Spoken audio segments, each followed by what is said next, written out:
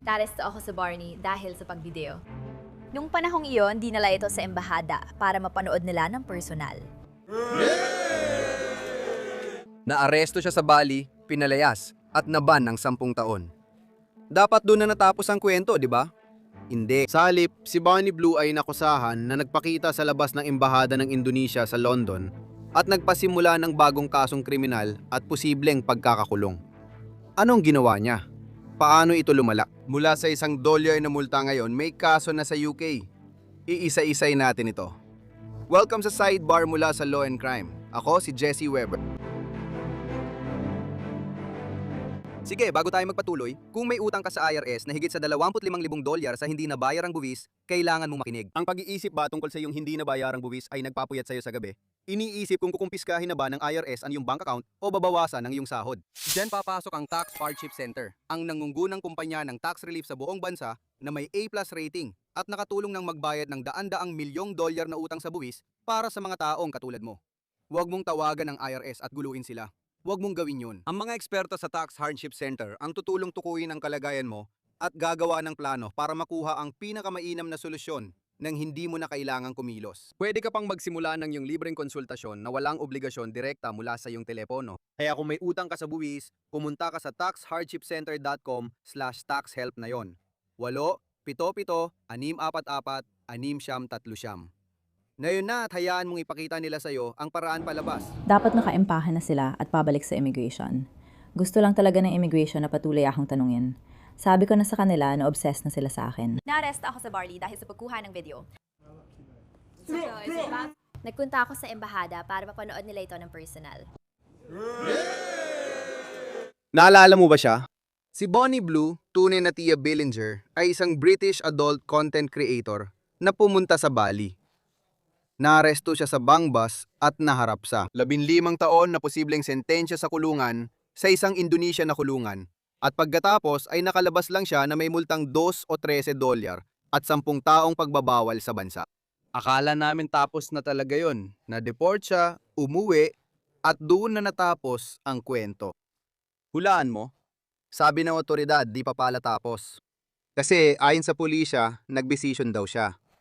Pagkatapos niyang bumalik mula Indonesia, di umano'y nagpasyo siyang bumisita sa embahada ng Indonesia sa London. Pinalilibutan ng maraming lalaki na may hawak ng kanilang watawat, tama, ang watawat ng Indonesia. At di umano'y ginagaya ang isang gawaing sexual sa labas mismo ng gate. Nayon, spoiler alert, hindi nila nagustuhan yon dahil nayon ay kinasuhan na siya ng London Police ng krimen na pambabastos sa publiko. Maaring makulong siya ng hanggang 6 na buwan at kailangan din niyang humarap sa korte sa susunod na buwan. Kaya ang tanong ngayon, ano ba talaga ang nangyayari dito? Nasa balita na naman siya. Kailangan nating pag-usapan ito. Well guys, buntis talaga ako. Kaya ang misyon ni Boy na mamparami mukhang naging matagumpay nga. Kailangan ko sigurong balikan muna ang kwento. Kung ngayon ka lang sumali at di mo alam ang misyon na magparami, maghanda ka. Marami kang matutuklasan mayon. Ang boses na yan ay kay Bonnie Blue, tunay na pangalan Tia Billinger, 26 anyos na British adult content creator. Kung di mo pa siya kilala, heto ang maikling kwento.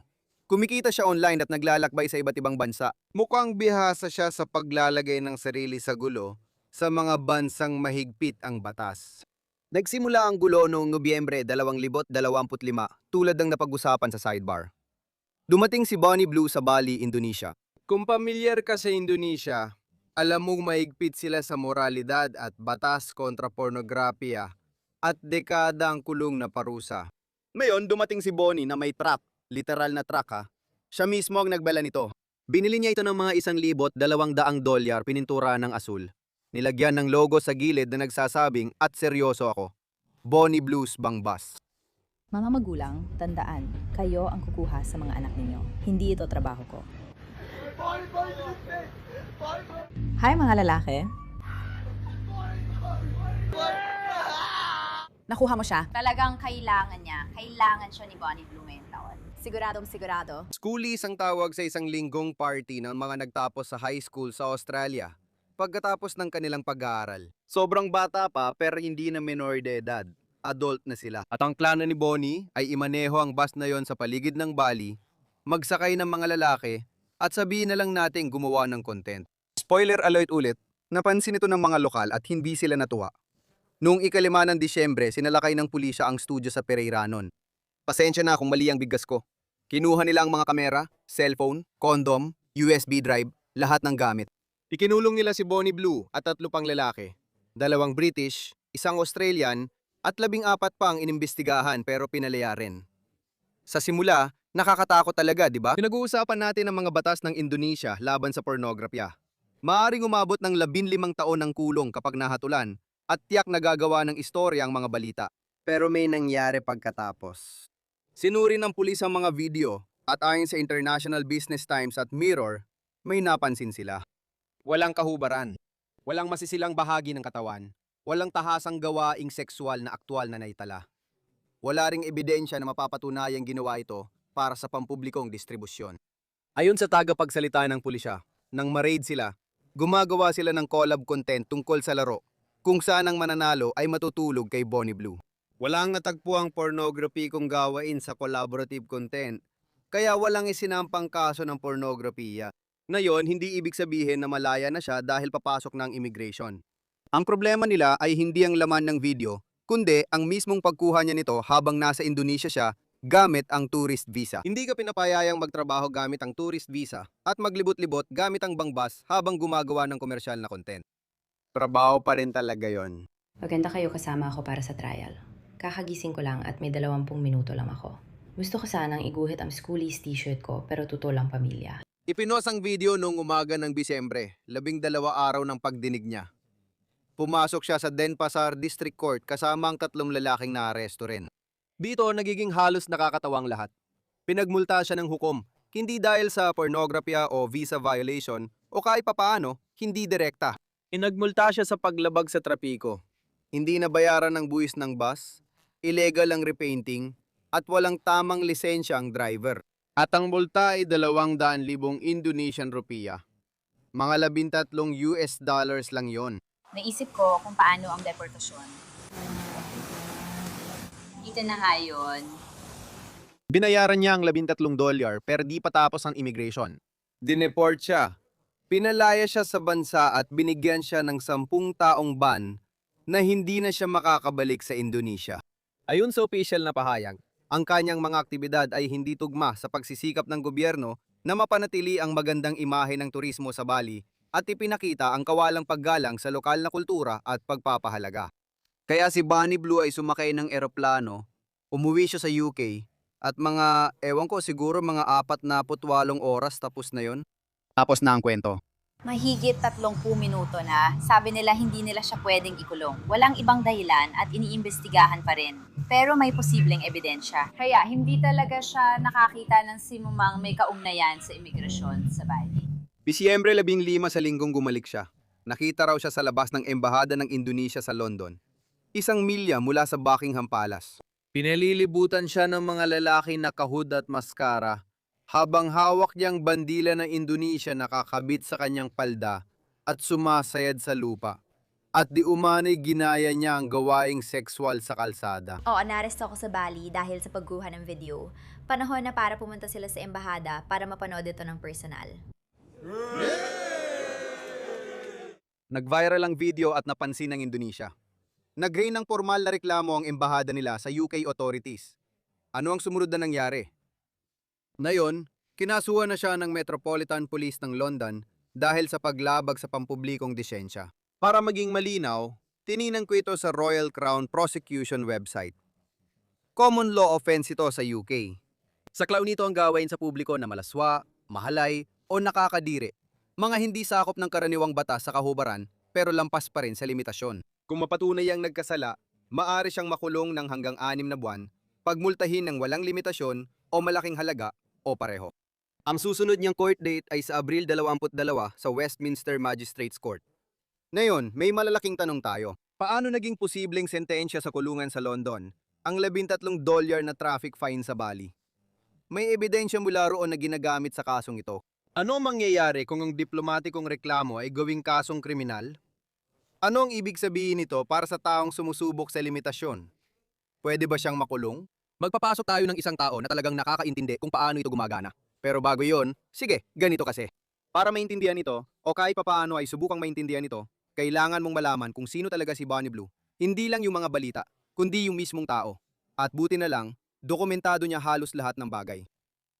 Ako yung babae na papagalit, kumukuha ng pagkabirhe ng anak nyo, at walang problema sa pagdahilan para magloko asawa nyo. Ganun niya ipinakikilala ang sarili. 26 na taong gulang tunay na pangalan ay Tia Billinger at tinatayang may halagang 3 milyong pounds. At ang buong pagkatao niya ay tungkol sa pagpindot ng mga sensitibong issue, pagsubok sa mga hangganan at pagtingin kung ano ang mangyayari. At ito ang nangyari sa Bali. Nag-skincare lang, pumili ng susuotin sa airport, tapos balik ulit sa interogasyon sa immigration. 20 lalaki, isang babae. Siguradong i-upload ko agad ang video na yon pagbalik ko. Iyan siya habang ikinukwento ang interogasyon niya sa Bali, pagkuha ng telepono niya, at pagharap sa ilang taong pagkakakulong at natatawa pa siya.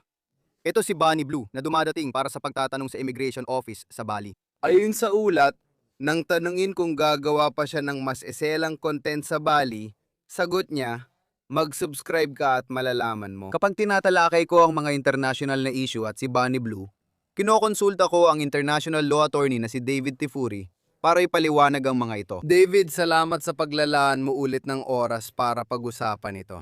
Gaano kaseryoso ito? Sa tingin ko, hindi naman ito ganun kaseryoso na inaasahan kong mahahatulan siya ng guilty or baka umamin siya. Pero ang parusa ay maaaring umabot ng hanggang 6 na buwan sa kulungan. Hindi ko inaasahan na ibibigay nila sa kanya ang pinakamataas na parusa. Pero sa tingin ko, ang hukom o hurado at maaaring alinman sa dalawa ang magpapasya. Mapapatunayan sa kaso niya na sinadya niya ito at hinahanap niya ang reaksyon ng publiko. At kaya maaring parusahan siya ng naayon para masiguradong hindi na niya ito uulitin. Ano ang naayon at bakit sa tingin mo hindi ito 6 na buwan? Sa tingin ko, hindi ito tatagal ng 6 na buwan dahil first-time offender siya at unang beses na naaresto sa UK para dito.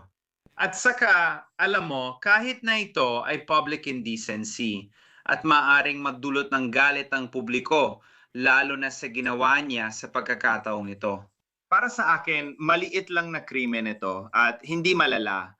Walang nasaktan o particular na biktima. Sa tingin ko, hindi siya mabibigyan ng 6 na buwang kulong kahit may parusang hanggang 6 na buwan ang krimen. At naniniwala kang mahahatulan siya ng guilty? O wala talagang masyadong depensa dito? Dahil babasahin ko ulit sa'yo. Ayon sa website ng Crown Prosecution, ito ay isang paglabag sa common law na gumawa sa publiko ng anumang kilos na malaswa, mahalay, o nakakadiri na nakakaeskandalo sa kagandang asal ng publiko.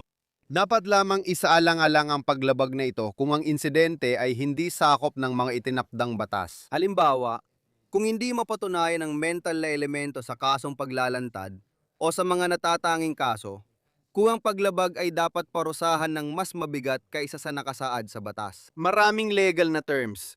Pero napanood mong video, di ba? Hindi naman siya, ewan ko, tumatakbo ng hubad. Hindi rin naman siya aktual na gumagawa ng sexual na gawain sa publiko. Ginaya niya ang sexual na gawain ng ilang beses sa labas ng embahada. At nandun lahat ng lalaking nakamaskara. Umaabot ba ito sa antas ng ganitong kasalanan? Hindi ako sigurado. Depende yan sa magiging desisyon ng hukom, kung hukom ang magpapasya, o ng hurado, kung ito ay lilitisin sa Crown Court, ayon sa paniniwala ng hurado. Sa tingin ko, makikita nila ito bilang sinadya. Wala namang pagkakamali dito. Hindi lang siya basta may ginawang bagay sa publiko na hindi niya alam na may nanonood. Sinadya talaga niyang i-video ito. Pinalibutan siya ng mga lalaki na kamaskara na alam mo yon, nabibigay na nakakatakot na imahe sa video. Kaya muli, nakasalalay ito sa, alam mo na, sa hurado. At ang kabastusan ay kung ano, alam mo na, kung anong iniisip ng mga tao at hindi talaga malinaw. Ibig kong sabihin, di umano'y ginawa niya ito agad matapos lumabas ng Indonesia, kung saan posible siyang makulong ng matagal. Ibig kong sabihin, kung totoo ang mga paratang na ito, medyo matapang talaga siya para gawin ito. At oo, sang-ayon ako. Halimbawa, kung dinala niya ito sa korte at napatunay ang nagkasala siya o tinanggap ang kasunduan. Pakaramdam ko, may nagtataka ako kung gaano kalaki ang epekto ng kaso sa Indonesia dito. Kaya pag-usapan natin, magkakaroon ba ng ebidensya mula sa nangyari sa Indonesia na isasama rito? Meron bang mga opisyal mula sa Indonesia na magpapatotoo sa kasong ito? Sa tingin mo, gaano kalaki ang magiging epekto nito sa particular na kasong ito? Kasi sa palagay ko, may kinalaman ito sa sinasabing motibo niya, di ba? Yung sinasabing intensyon niya. Heto, Matagal ko nang iniisip ang magagandang tanong nito, alam mo. Ang nakakagulat sa mga ginawa niya ay talagang nakalusot siya sa Indonesia at sinuwerte pa siya. Kasi pwede sana siyang kasuhan sa Indonesia para sa mas mabibigat na krimen. Kasama na yung paggawa ng pornographic na video na gaya na napag-usapan natin nung nakaraan ay isang krimen sa Indonesia. At sa kaso nito, nasa Bali siya at napaka-konserbatibo ng kultura sa Bali. Kaya pwede talaga siyang kasuhan doon dahil doon. Kahit na napag-alaman nila na hindi pa siya gumagawa ng anumang pornographic na material noong sinalakay nila ng bahay niya. At kaya nagpasya silang huwag siyang kasuhan tungkol doon. Pero kinasuhan siya ng paglabag sa trapiko dahil sa bus o van na minamaneho niya sa Bali. Muli, napakaliit lang na paglabag ito. At sa huli, siya ay na-deport dahil sa maling paggamit ng kanyang visa. Nandoon siya gamit ang tourist visa, pero siya ay gumagawa ng mga komersyal na aktibidad, nagfi-film ng mga video. Kaya naging kompromisong posisyon yon ng pamahalaan ng Indonesia. Ayaw nilang kasuhan siya, siguro ayaw din nilang mapunta ang atensyon ng pag-uusik sa isang turista, lalo na't mahalaga ang turismo sa Bali. Gusto nila siyang palisin at bigyan ng mensahe, kaya ginamit nila ang issue sa visa para ipa-deport siya. Ngayon, harap-harapan niyang ginawa ito, pumunta siya sa embahada at posibleng gumawa ng malaswang gawain doon. Sa madaling salita, parang inuudyukan niya ang Indonesia na gumawa pa ng aksyon. Ginawa nila ang nararapat na hindi direktang kumilos laban sa kanya. Ini-report nila siya sa pulis sa UK. Sa tingin ko, hindi naman talaga kaugnay ng krimen na inakusahan siya sa UK ang nangyari sa Indonesia. Ang krimen na yon ay tungkol lang sa kung ginawa mo ba ito sa publiko, kung ito'y nakaka-offend o malaswa, at hindi tungkol sa nangyari noon sa ibang bansa. Bagamat nagbibigay yon ng konteksto at background kung bakit niya ginawa yon, at nagpapahiwatig na may galit siya laban sa Indonesia. pwede pa rin siyang kasuhan kahit di siya pumunta sa Indonesia.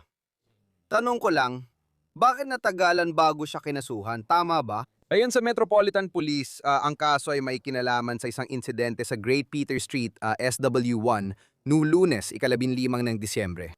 Isinagawa ang investigasyon at ininterview ang isang babaeng nasa 20 anyos sa ilalim ng babala. Noong Martes, 2 ng Pebrero, isang referral ang ginawa sa Crown Prosecution Service. Nakalaunan ay nagbigay ng pahintulot sa nabanggit na kaso. Hindi ito parang kahapon lang nangyari. Pinag-uusapan natin ang di umano'y nangyari noong Disyembre, na yon ay Marso na. Sa tingin mo, ano ang nangyari? Tila siya ay in-interview noong Pebrero, gaya ng sinabi mo.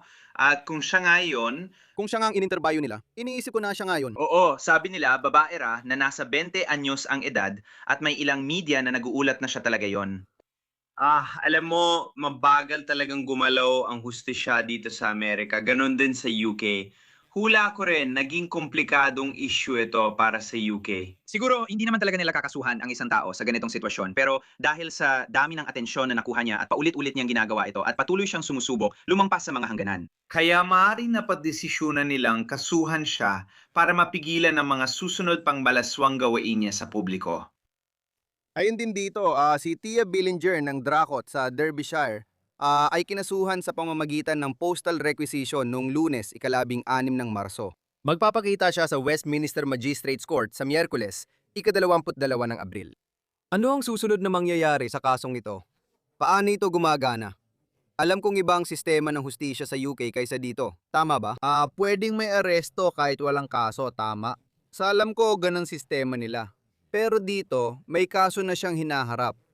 Ano ang susunod sa pagdinig na ito sa korte? Paano ba gumagana ang proseso mula ngayon? Una, lilinawin ko lang ang sinabi mo. Sa tingin ko, natanggap niya ang warrant of arrest niya sa koreo. Sa palagay ko, yon ang ibig sabihin ng postal. Yun ang palatandaan. Kaya hindi siya physical na inaresto at may petsa siyang kailangang humarap sa korte sa Abril 22. Hindi ko pa alam kung ito ay sa korte ng mahistrado or crown court. Kung sa mahistrado, malamang hukom or panel ng hukom ang hahawak ng paglilitis. Kung ito naman ay sa Crown Court, may hurado na hahawak nito. Kaya sa unang pagdinig na ito, malamang na itatakda nila ang kaso para sa paglilitis. Magkakaroon din siya ng pagkakataong umamin o hindi sa kaso. Oo, gaano kabilis pwedeng magsimula ang paglilitis? Kung alam mo, Hindi ko alam, abutin ito ng hindi bababa sa ilang buwan. maaring mas matagal pa. Pwede ba siya? Pwede ba siyang pagbawalan magbiyahe? Well, posible yon. Pwede nilang kunin ang kanyang pasaporte kung gusto nilang masiguradong dadalo siya sa kanyang mga pagdinig sa korte. Maring bigyan siya, alam mo, na mga kondisyon ng hukom na magpapahintulot sa kanya na manatili sa labas ng kulungan habang nakabinbin ang kanyang kaso. Pero pwedeng kasama sa mga kondisyon na bawal siya maglakbay. Pwedeng hindi kunin ang pasaporte niya, pero pwede rin itong kunin o bigyan siya ng kondisyon para mahirapan siyang bumiyahe. At kung sakaling gumawa siya ng iba pang malaswang gawain, o alam mo na, anumang uri ng paglabag sa pampublikong kaayusan. Pero sa inaharap matapos ang kasong ito, paano maapektuhan ang kaso niya? Sa tingin ko, lalo lang itong pagtitibay ng paninindigan ng mga piskal na kailangan nilang ituloy ito at itulak ang pinakamataas na parusa na posible. Maaring makaapekto yon, alam mo, kung siya ba'y makukulong o hindi, kung gagawa pa siya ng iba pang mga aksyon. Ipinapakita nitong hindi siya nagsisisi at walang natutunang leksyon. Dahil sa kanyang aresto, anumang bagong gawain ay maaring kasuhan at magresulta sa hiwalay na paglilitis. David Tafuri, salamat sa pagpapaliwanag. Hindi ako makapaniwalang pinag-uusapan ulit natin ito. Pero alam mo, malaking pagbabago ito para sa kanya. Tingnan natin kung saan hahantong ang kasong kriminal na ito. Salamat sa oras mo, sir. Sigurado akong dito ang huling beses nating pag-uusapan si Bonnie Blue. Malalaman natin at yan lang muna ang meron kami para sa inyo dito sa Sidebar. Maraming salamat sa inyo lahat sa pagsama sa amin. At gaya ng dati, mangyari mag-subscribe sa YouTube, Apple Podcast, Spotify, o saan man kayo nakikinig ng inyong mga podcast. Mapapanood din kami sa Peacock ng NBC. Sundaan ako sa X, Instagram at panuurin ang News Nation show Jesse Weber Live. Lunes-Biyernes, alas 11 ng gabi Eastern. Hanggang sa muli mga kaibigan.